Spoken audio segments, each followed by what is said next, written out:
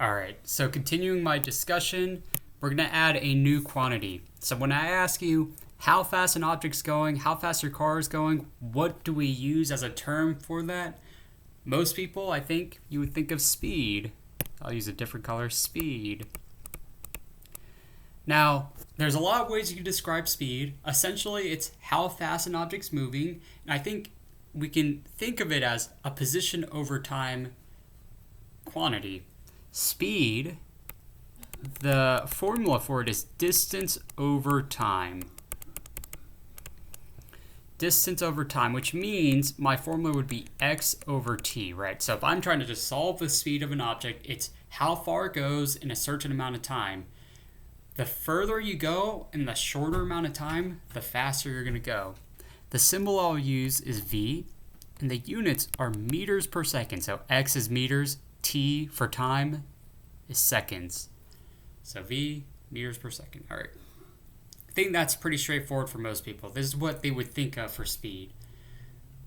I'm going to add our last quantity right here. This unit's called constant velocity, so maybe the term velocity should pop up, and this is where it does, velocity.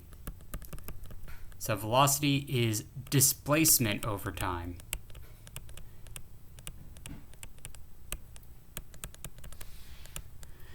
And its formula would be x bar, that vector bar, over time. Its units are going to be v bar, or symbols v bar, and its units are meters per second. Now, after this unit, you may not see that vector bar there anymore because, truthfully, after this unit, distance and speed go away. And you might ask yourself, why aren't we concerned with distance and speed in physics? And the truth is that generally you want to know in physics the shortest possible path because that's the most efficient path between two objects, right? So we're going to do all our calculations assuming someone is actually doing the most efficient way possible. Once we figure out more about like an object and its quantities and stuff, then we can go back and see what its actual path is and use what we learned from distance, displacement, and velocity and figure out distance and speed for a specific scenario.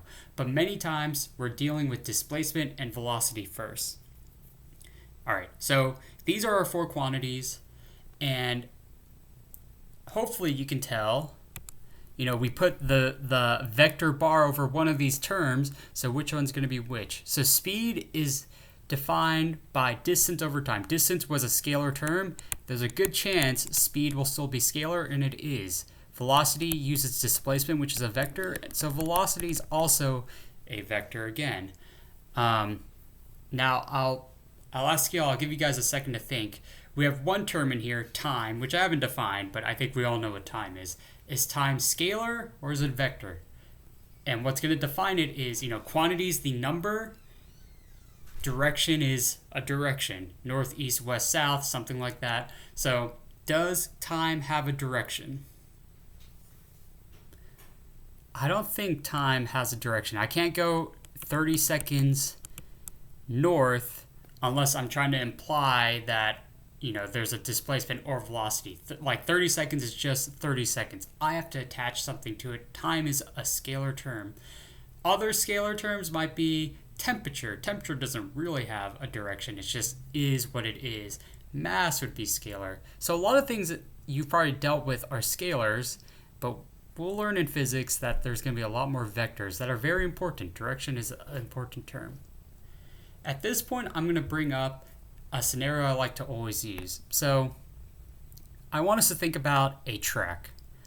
So a track, I was a track and field runner, so I feel a close affinity to this topic. The way a track layout is that there's four sections. You've got two curves and two straightaways. Each section of this is going to be 100 meters long. So there's 200-meter straightaways and there's 200-meter curves. Every race on a track ends at the same point. We'll say this is our end point. And I'm just going to put a compass here so we have some directions we can use. North, east, south, west. So these are my directions. In the 100-meter dash, you start on this end of the straightaway and you finish on this end of the straightaway. So you go over here, you run across this part of the track to finish the 100-meter dash. So, give you guys some time. What is my distance and what is my displacement? Going back to my definitions, distance is this quantity, the actual path taken, it's in meters. Displacement's the shortest possible path. Well, my distance is just going to be 100 meters, because that's what I actually go. My displacement is going to also be 100 meters. But that's not all. My displacement's a vector, so it needs a direction. And I declared, east is towards the right here. If I look at my compass, that's going the same direction as east. So 100 meters east. All right, so this is my distance, this is my displacement. Now, what if I told you that the time it took a sprinter, and I'm just going to pick Noah Lyle's gold medal winning time, 9.79 seconds in the 2024 Olympics. I'll just throw this out, 2024 Paris Olympics. I love the Olympics. That was his winning time. What is his speed going to be, and what is his velocity going to be? Give you guys some time to think about it. I'll just pause the video. Y'all can calculate that. All right, so hopefully y'all had enough time to figure that out. The way I would calculate it is your speed is 100 meters over 9.79 seconds, and you should get 10.21 meters per second. My displacement is actually the same calculation, 100 meters over 9.79 seconds. And you will get 10.21 meters per second, but wait, it's a vector, so I need east. May not seem important. Make sure you're clarifying your directions with this. It will be very important later on. So that's how I do the 200-meter dash, the 100-meter dash. Now I'm going to move on to the 200-meter dash.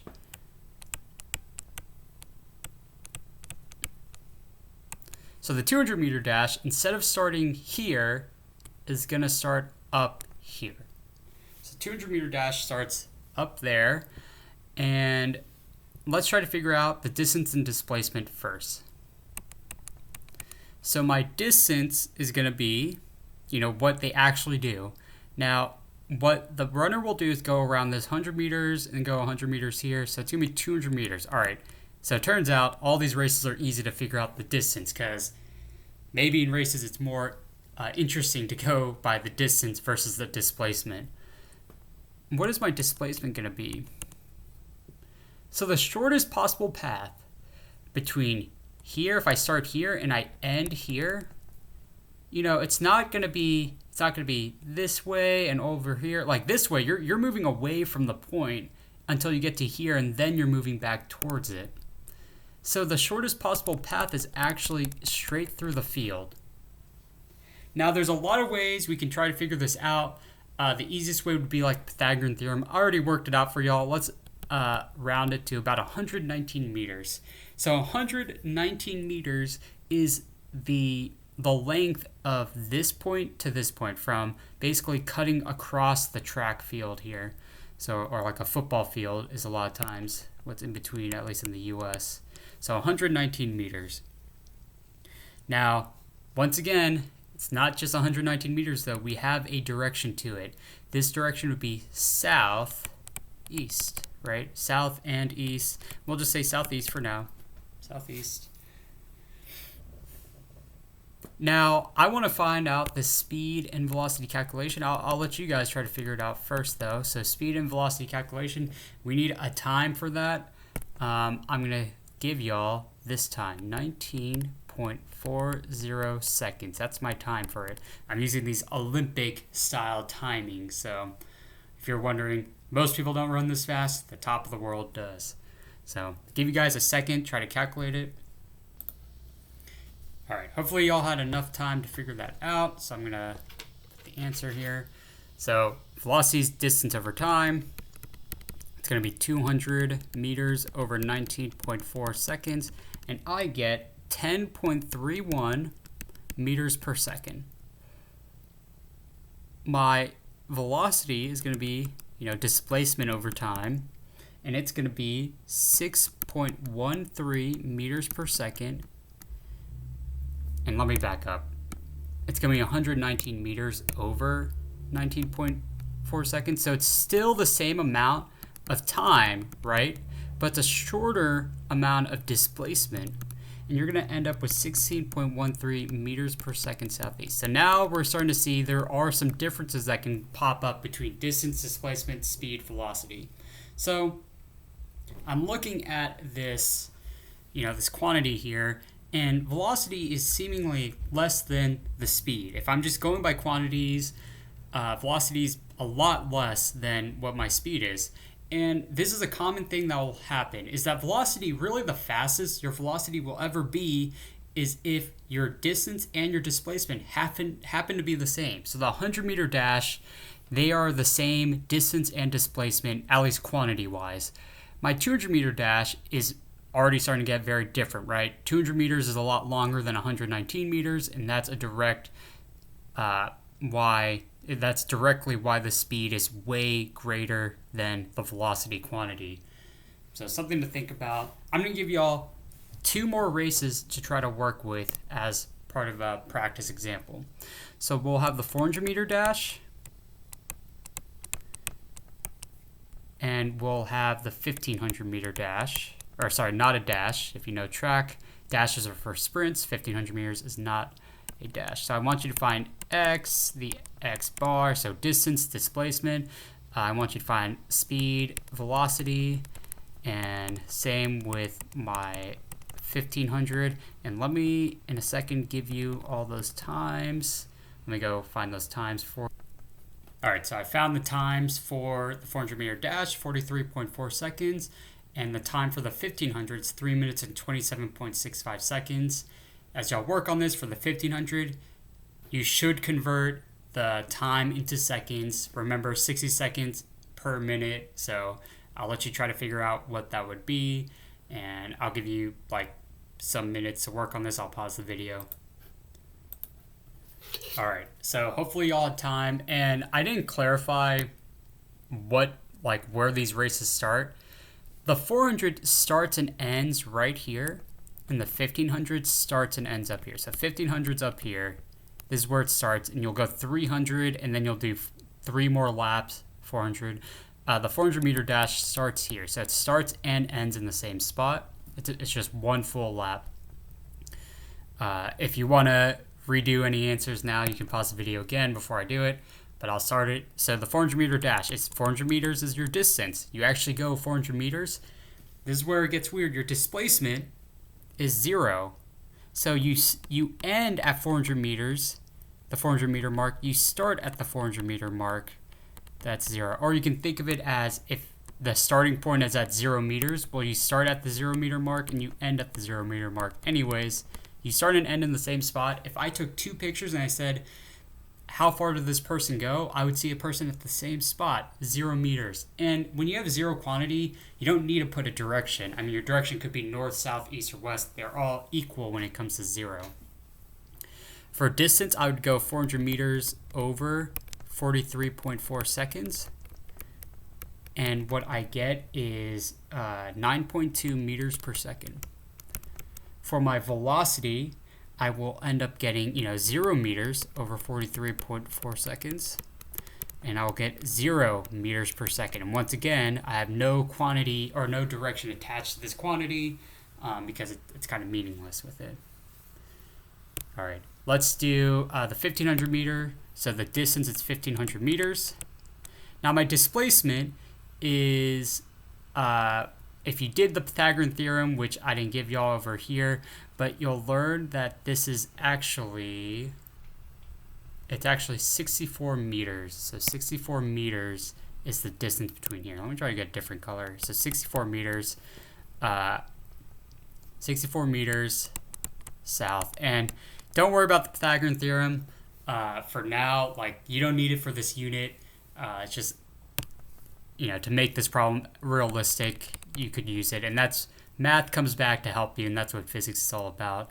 To convert this, it's 3 minutes times 60 seconds, so you get 180, but you have to add that 27.65. So the total time is 207.65 seconds.